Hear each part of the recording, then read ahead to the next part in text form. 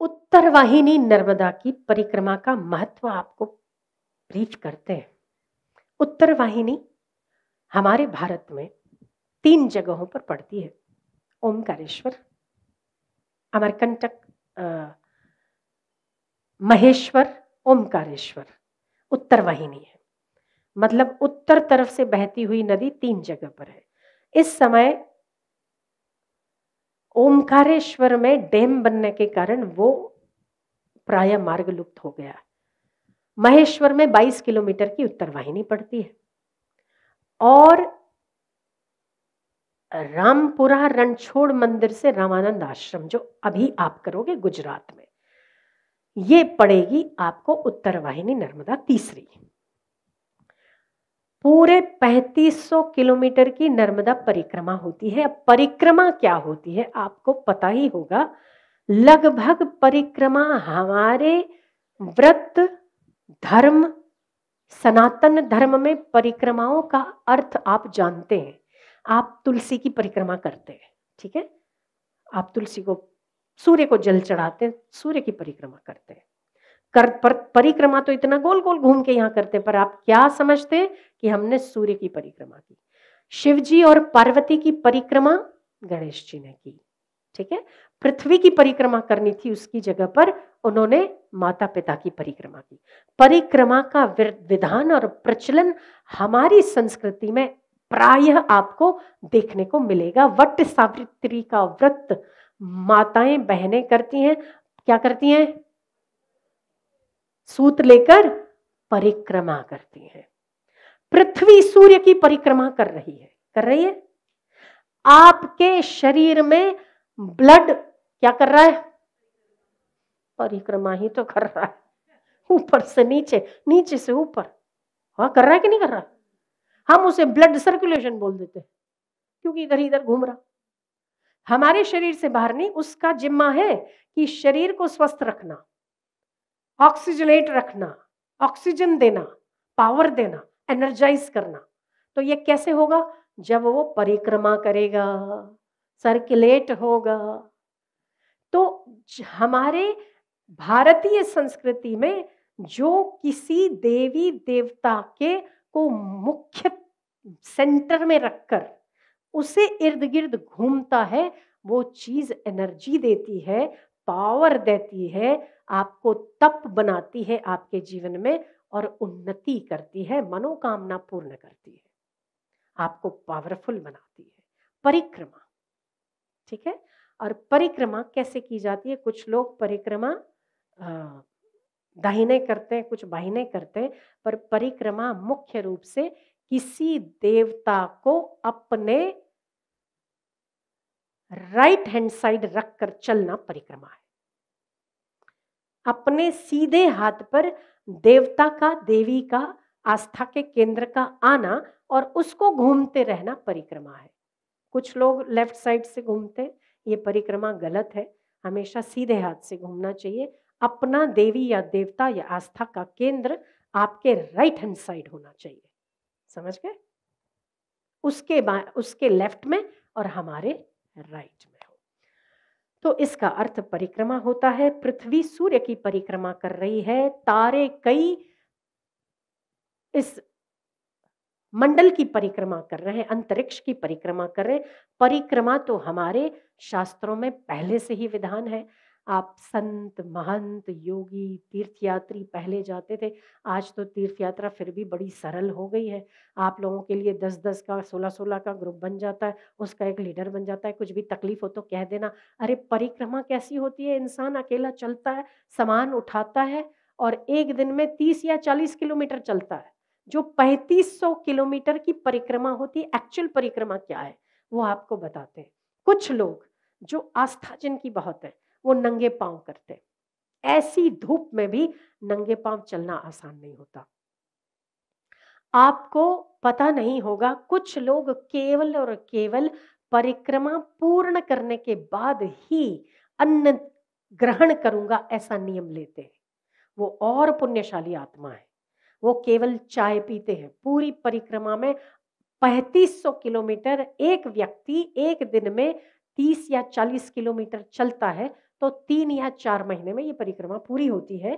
पर अगर आराम से चलता है, आराम से, तो 8 महीने भी लगते हैं और 1 साल भी लगता है। वैसे इस परिक्रमा का विधान शास्त्रों में 3 साल 3 महीने और 13 दिन का है। कितने? 3 साल 3 महीने 13 दिन, इसमें ये पूरी परिक्रमा होती है।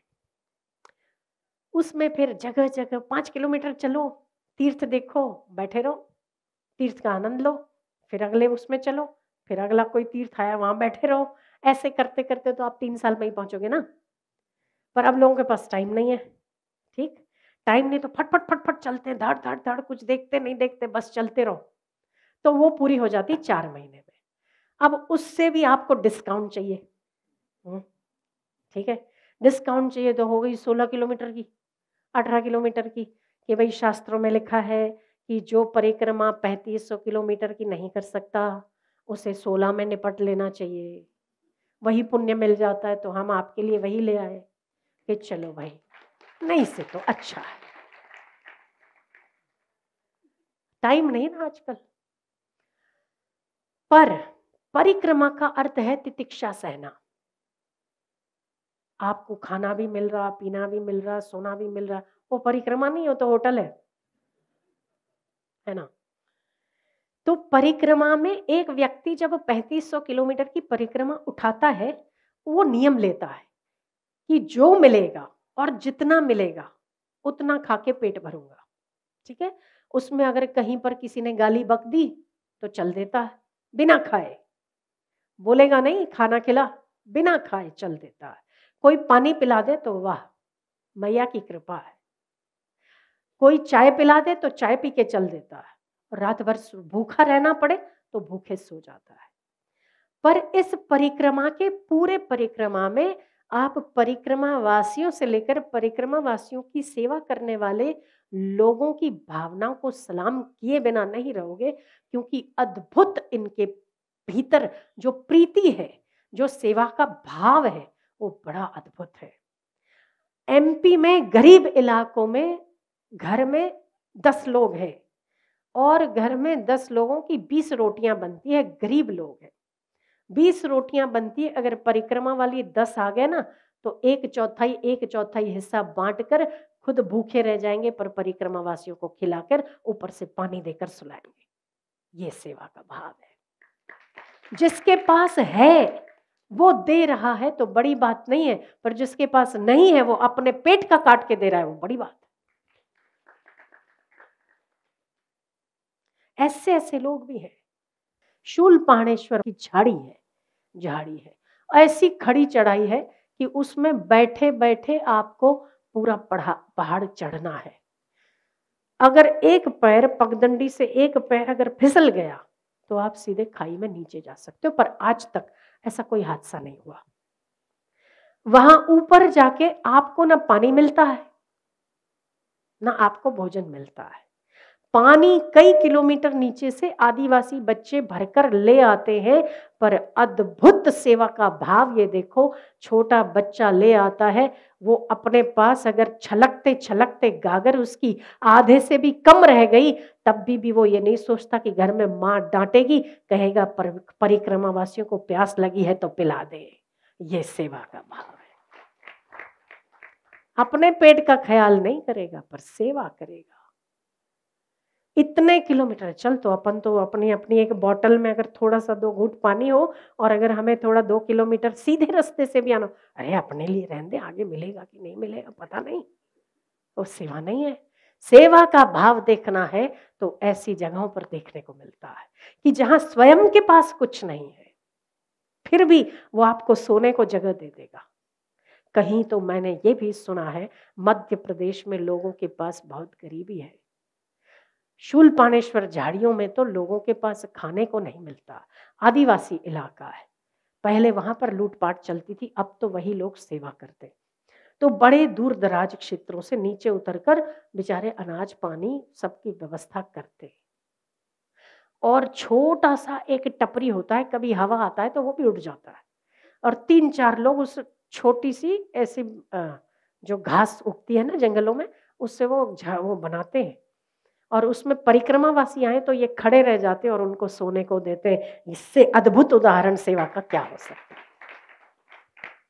बड़ा सेवा भाव है, बहुत सेवा भाव है। और यहाँ परिक्रमा में संवेदनशील बन जाता है व्यक्ति। क्यों? क्योंकि हमारे पास कुछ है नहीं, हमें लेकर खाना है, जो मिले खाना है, और वो भी व्यक्ति अपने पेट से काट कर अभी आपको खिलाने के। गुजरात में तो बहुत अच्छा है, गुजरात में हर जगह जगह पर आपको अन्न क्षेत्र देखने को मिलेंगे, पर अगर आप एमपी में चले जाओ तो बहुत गरीबी है। गरीबी है, जितना एक हैंड टू माउथ है, जितना कमाते उतना खाते, और उसमें अगर 40 लोग आ गए तो सारी रोटी धर देते हैं, एक एक टुकड़ा खाते और कहते हैं मिल बांट कर हो सकता है। तो सामने वाला क्या कहेगा? कहेगा हो जाएगा, हम तो पानी पी के भी सो जाएंगे, कल बढ़ लेंगे आगे तो कुछ और मिल जाएगा। मैया भूखा नहीं सोने देती, और मैया के चमत्कार भी लोगों को कम नहीं होते।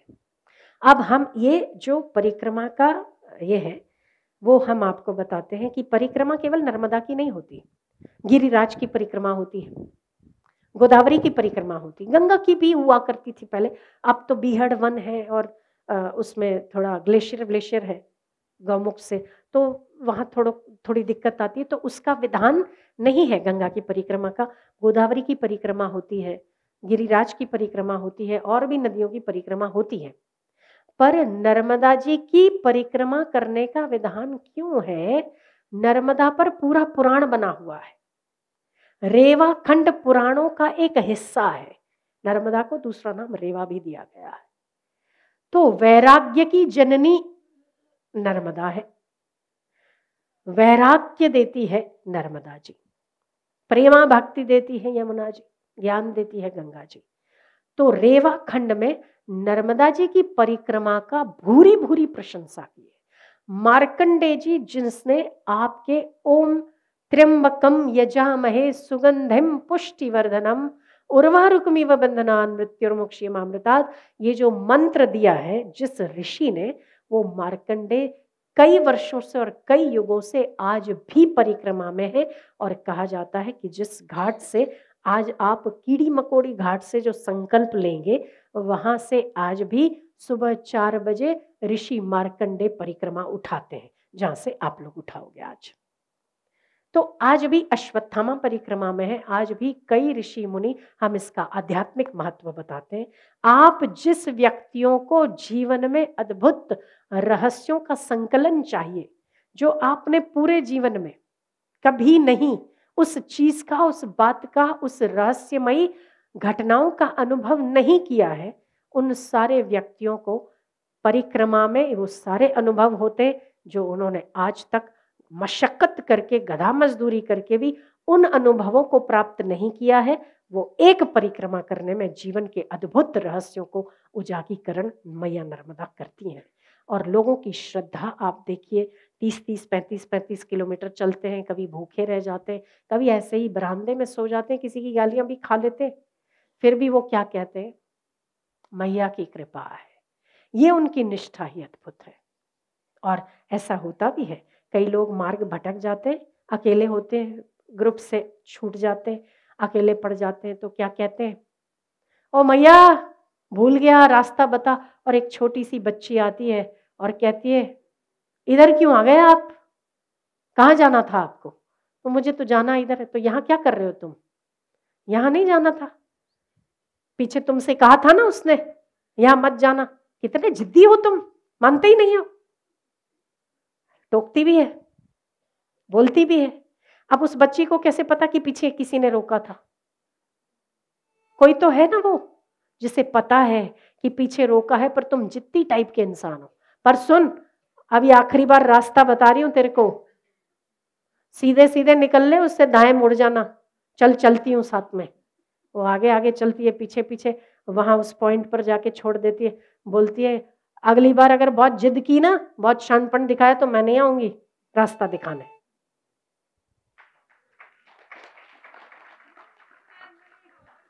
नर्मदे हर, बड़े अनुभव होते हैं लोगों को नर्मदा जी के। और जो आप जिस परिक्रमा में जाते हैं वहाँ पर भी जगह जगह पर लोग बड़ी सेवा करते हैं, दूध की सेवा, मलाई कुल्फी, क्या क्या चीज़ें रखते हैं, ताकि आप जो 16 किलोमीटर का जीवन में कभी पुण्य करो वो सारे वो खा जाए, इसलिए। और आप बड़े मजे से खाते भी हो, बात तो है। तो 16 किलोमीटर, 3500 किलोमीटर चलने वाले में से केवल 16 हो गया।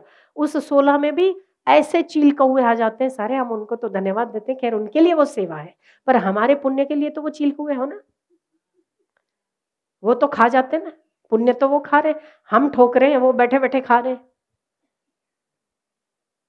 पर कोशिश करनी चाहिए ये कि कहीं पर भी आप, आज नहीं, केवल आज की बात नहीं है, कभी हरिद्वार चले जाते हो, वहाँ आपके सदाव्रत खुले होते हैं, लोग उस दिन भंडारे कराते हैं, भोजन कराते हैं, और हम लोग बड़े मज़े से खाते हैं। पर इसके पीछे किसी को भी ये नहीं पता होता कि जो भंडारे जो लोग कराते हैं वो अपने धन की शुद्धि करते हैं सेवा करके, और हम अपना पुण्य कमाते हैं। तो सौदा कौन सा वाला महंगा है? हमारा खाना महंगा है ना? तो कहीं पर भी जाओ, हम आज नहीं हमेशा के लिए कहते हैं, कहीं पर भी जाओ भोजन करो, भोजन का पैसा दान पात्र में डाल दो, कोई ज्यादा फर्क नहीं पड़ेगा। 50 रुपए होटल में जाते तो 200 लगता, यहाँ 50 लगता या 40 लगता, पर डाल दो। किसी को देखो, हर हर व्यक्ति केवल सेवा या पुण्य के भाव से नहीं करता, किसी का बेटा मर गया है इसीलिए कर रहा है, किसी की बीमारी ठीक हुई है उस मन्नत को पूरी कर रहा है। समझ रहे हो ना आप, कि मेरी बीमारी ठीक हो जाएगी, या मैं बीमार हूं तो मैं ये सेवा करूं, मैं खिलाऊं लोगों को, ये भावना होती है, संकल्प होते हैं लोगों के। हमें नहीं पता हम किसका खा रहे हैं, पर किसी न किसी कामना से युक्त अगर कोई कर रहा है तो वो कामना के भी तो हम हिस्सेदार हुए, है ना? बहुत सारी चीजें अध्यात्म जगत में, बहुत सूक्ष्म सूक्ष्म बातों का विचार करना बनता है। हमें केवल लगता है हमें खाना ही तो खाना है, पर इससे तो होटल में खाना बेहतर, होटल में पे तो करते हो आप, पर यहाँ भाव है, इसलिए होटल से ये भोजन ज्यादा बेहतर, क्योंकि भाव है। पर फिर कहीं ना कहीं कुछ ना कुछ देना चाहिए, नहीं तो पुण्य तो सारे बैठे बैठे जो सेवा करें वो ले रहे।